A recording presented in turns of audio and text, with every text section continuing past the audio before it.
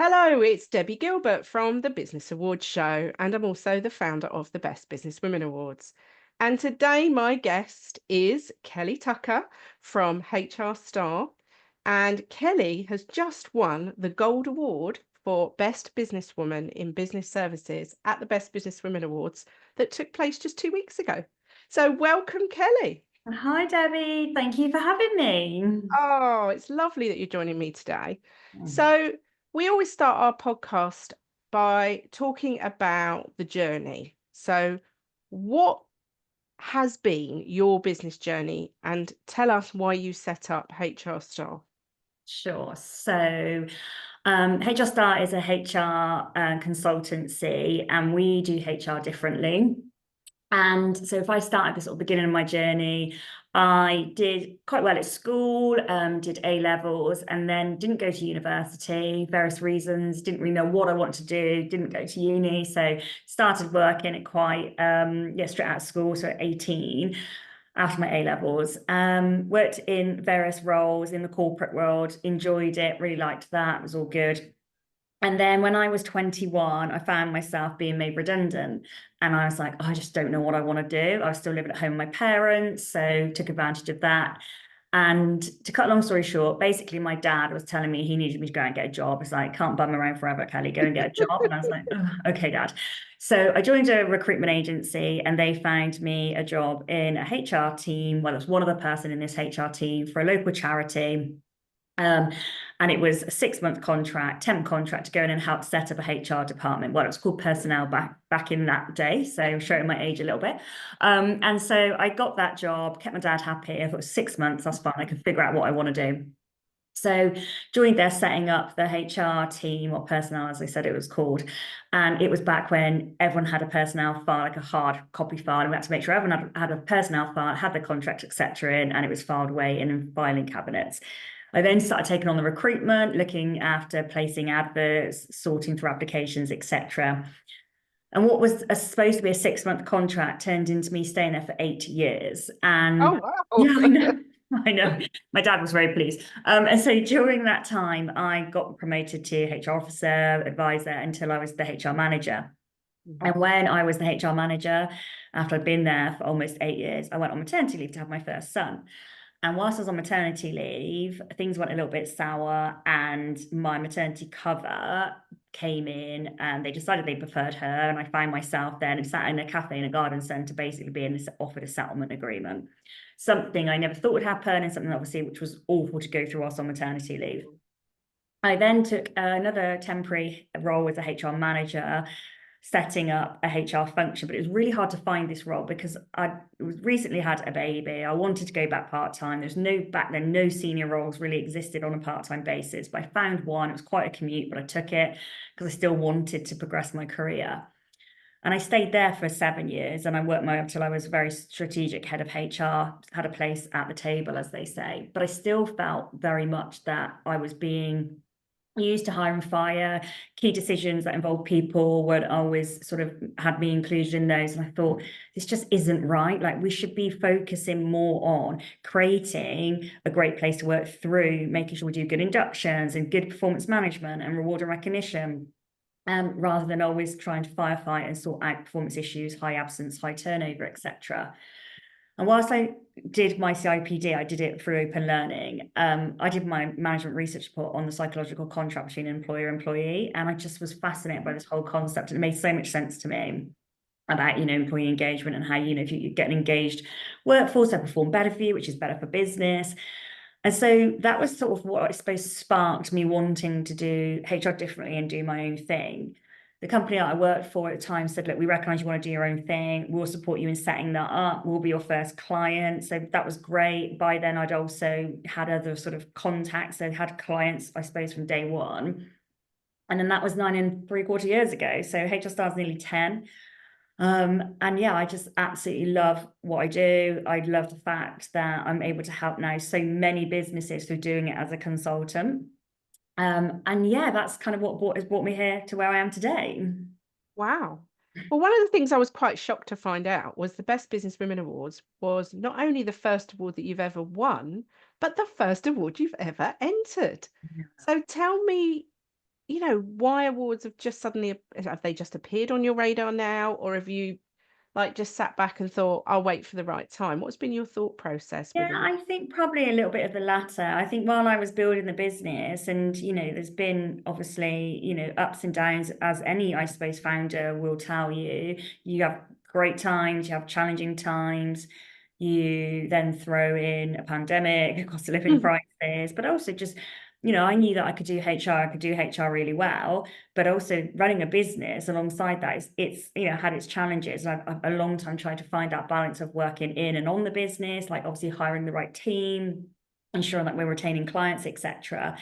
So I suppose I just never felt the time was right. And I think we became a B Corp early this year. So about 2 years ago, I started on the B Corp journey because I really believed in, that balance between profit and purpose and doing business for good. So getting that accreditation was really nice to be recognized for the work that we do and that we and how we show up as a business. And I think that's what made me think it's really nice to be recognized. And I'm really proud of the team that I have. I'm really proud of the work that we do with our clients.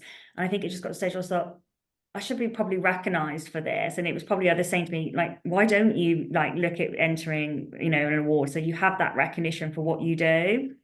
And as whilst I come across a really confident person, I do still get, slight imposter syndrome at times, and sometimes like, oh yeah, well I could do that, but I doubt I would ever win. I don't think I'd win. But then it was like, okay, well, maybe I can go for it for the experience, and if I get be a finalist, that would be great. So yeah, I think it was just I wasn't ready before. But even entering the Best Businesswoman Awards, I never ever in my wildest dreams thought I would win.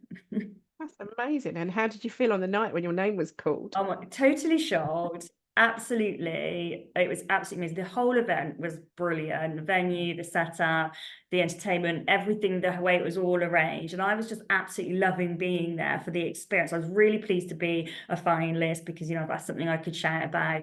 Really looked forward to meeting the other finalists. And I love going out and meeting new people. And we sat on a table. I brought a few people from my team, and we sat on a table with others. We had some great conversations. So people had said to me before I went, oh, do you think you'll win? I was like, oh God, no, but I'm really just happy to be a finalist. So when my name was read, honestly, my ops manager, when she filmed it, and my face, you could just see on my face how shocked I am. But yeah, the feeling was absolutely brilliant. Like it was just the best feeling ever. And you've already had some publicity. Yes, it's been really good in terms of, like I said, that recognition piece. And then we've had like the local, some of the local press pick it up. So I was sent out a press release, and a few locals have picked it up. And then I was at a local event about a week afterwards, and I walked in, and the amount of people come up to me, like, congratulations on your award. Oh my God, that's so amazing that you won. Like, it looks like HR Star doing really great stuff. So yeah, the recognition, the publicity that I've just gotten a couple of weeks from it has been amazing. So do you think you'll build awards now into your kind of marketing plan? Yeah, I think so. I think in the past, our marketing plan has been quite loose in terms of, when, like I said, when you're working in the business and you're getting clients for referrals and you're working, that's it doesn't, I suppose, it's not that much structure to it. But now, as we move forward, I spent a lot of time this year putting the right structures internally in place, and really sort of nailing who we want to work with as clients. And we've got all that sorted. So next year is very much about us sort of stepping up again and looking to work with more and bigger clients. So this, awards would definitely be something that I would incorporate into our new marketing strategy, because I just think there's so much opportunity around. Even if you, like I say, you don't necessarily win, there's the whole process of going for an award submission is a really great process to go through in terms of sort of pulling all that data together. If you are then looking to be a finalist, you get publicity for that, get to go to the event and meet some amazing people. And then if you win, yeah, the publicity that comes from that is just the icing on the cake. I think there's going to be many more awards coming your way. Oh, thank you. I hope so. So let's dig into HR. And a lot of the people that listen to our podcast are business owners. They maybe have taken on some staff, or they're looking to expand and take on more, or they might be just taking on their very first employee. So a service like yours, how can that help them? And how can that help them avoid employment tribunals, or even worse, being, taken to court over something?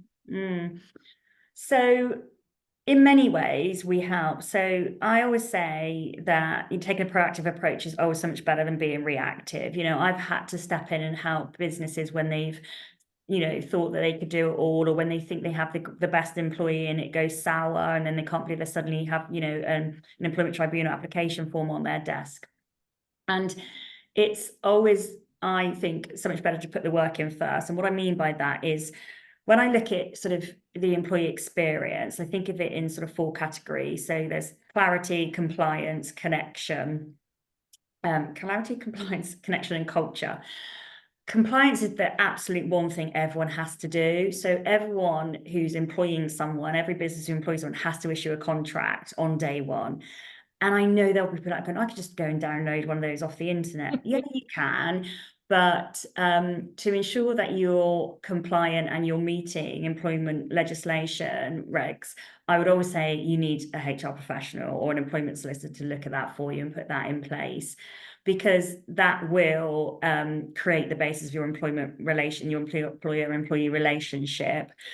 So the compliance side is really important, but for me, the other bits are just as important, and all together, those things create a great employee experience. Now, lots of people, I think HR is very much for the people. Now, it is for the people, but business leaders, business owners are people too.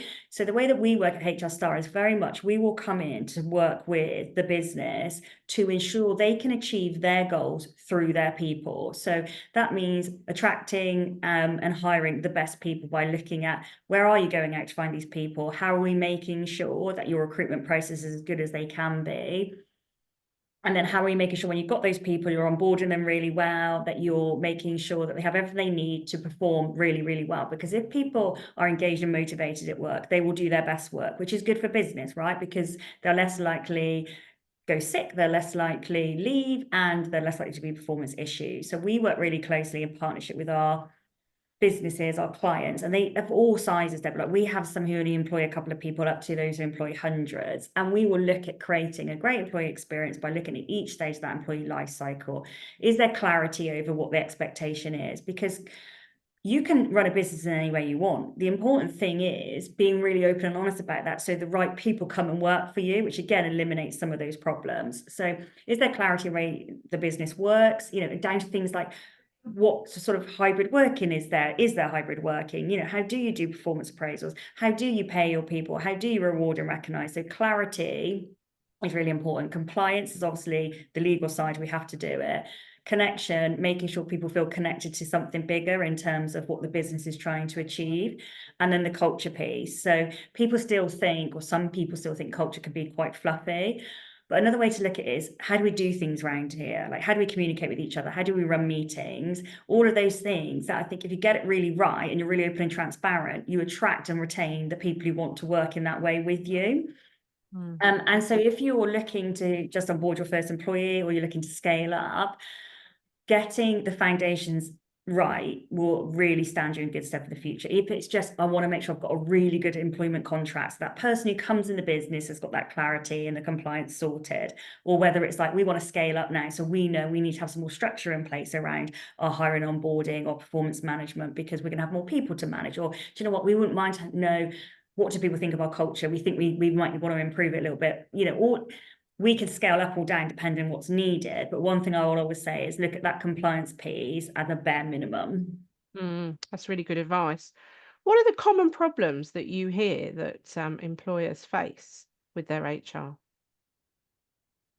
Not doing it proactively, or not sort of waiting, not getting help in is when they need it, sort of waiting, hoping that the situation will sort itself out. Not addressing issues when they first appear, thinking, oh, we had a chat, it was fine. But unless you're really specific around, yes, we're having this chat, employee, because of XYZ, and this is the thing that I need you to take away from this conversation, I'm going to follow that up with you on, in an email. The paper trail part and the recording of the chat that you have is really important. So I would also say, like, if there are any concerns with how your employees are performing, try and also understand why. Is it skill or will? So what I mean by that, is there a lack of skill? So is it a training requirement? Is it that you actually just haven't given them the clarity over their role? Or is it will, as in, are they disengaged? And if so, let's try and find out why. I bang on all the time about how important communication is, and that back and forth communication, and I think creating a culture where there is continuous communication, really does ensure you have less issues. But yeah, I had to represent a client in a tribunal earlier this year. It was a redundancy process that I managed, so I knew it was all done properly. But he claimed unfair dismissal. And so even when you get an employee or an ex-employee who raises a claim, if you've done nothing wrong, the process that you go through in terms of prepping for a tribunal and attending is really time consuming. However, if you've done everything right, like we had in this case, we can literally go, here's our evidence of what we did and why we did it. And the judge looks at it and he was like, yes, there'll always maybe things that you could have done better. But we won, we defended the claim. We didn't need to bring in employment solicitors. I was able to represent. So I saved the business lots of money in that respect. And the business won their claim because they were that confident that they had done everything properly. They went to court, they went through the process.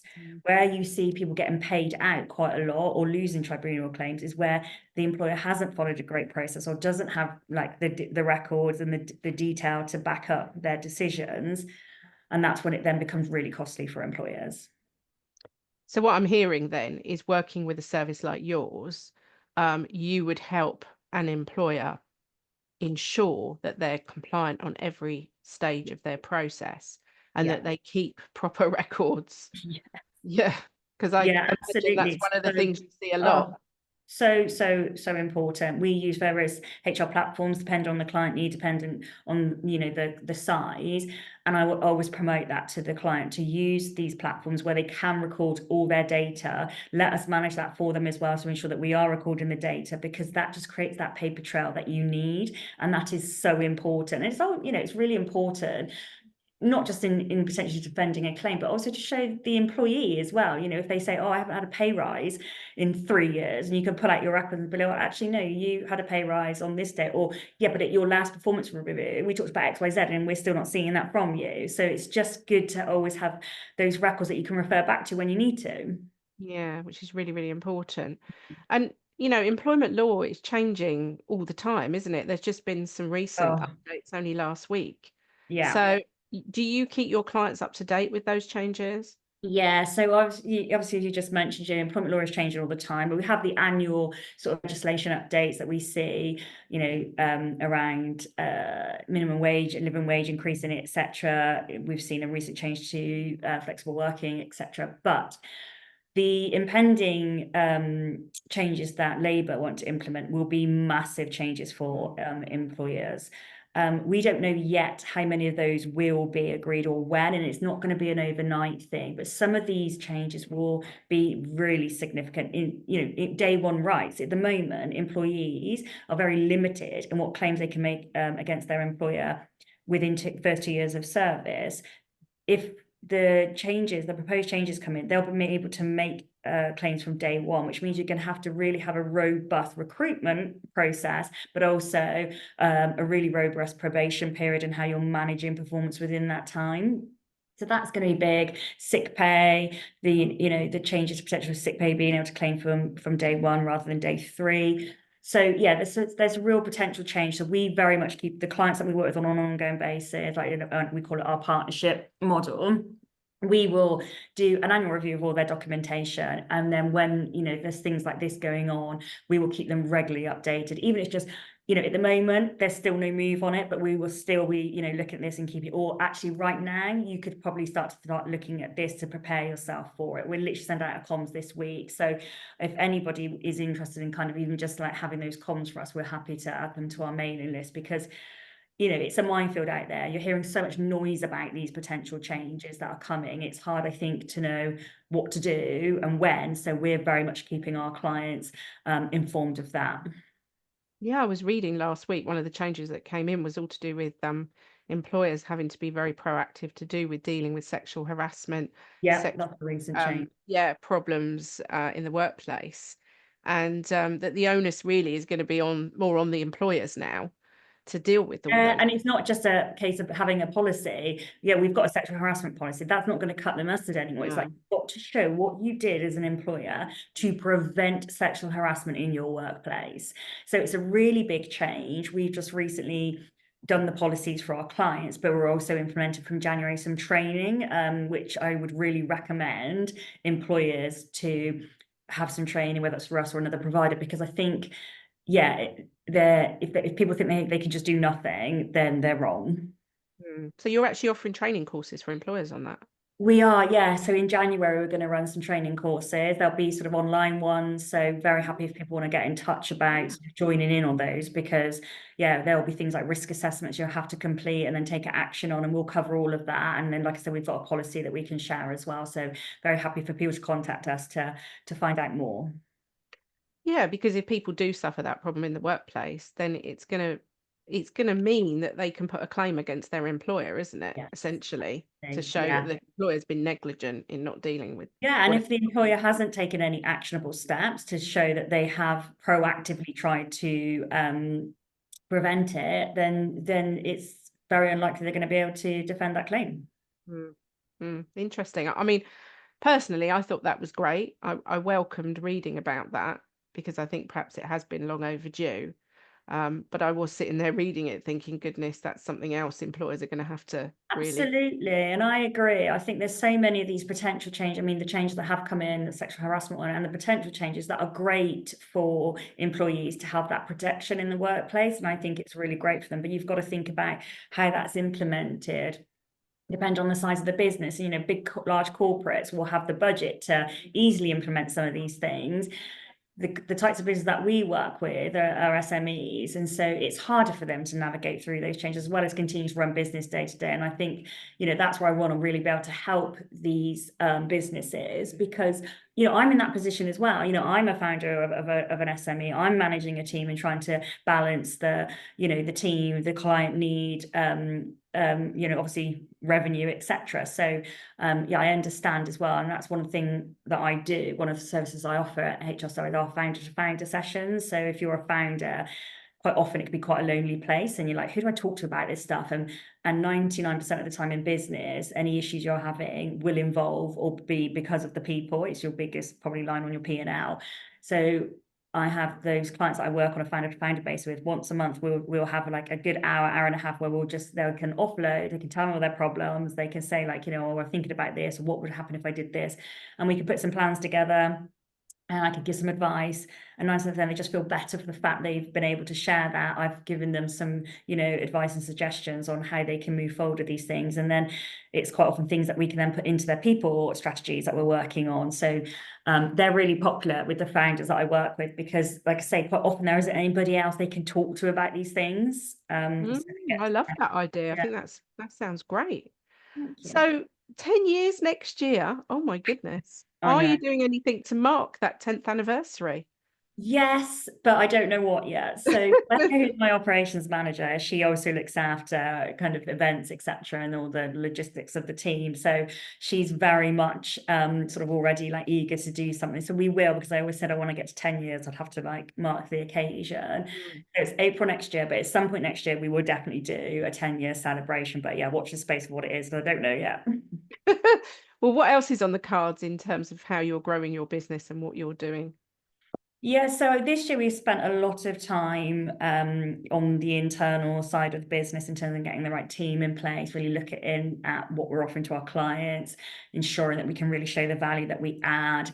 Data's been massive for us, being able to pull data for our clients to sort of put KPIs in place for them around whether that's like improving their engagement score or reducing employee turnover.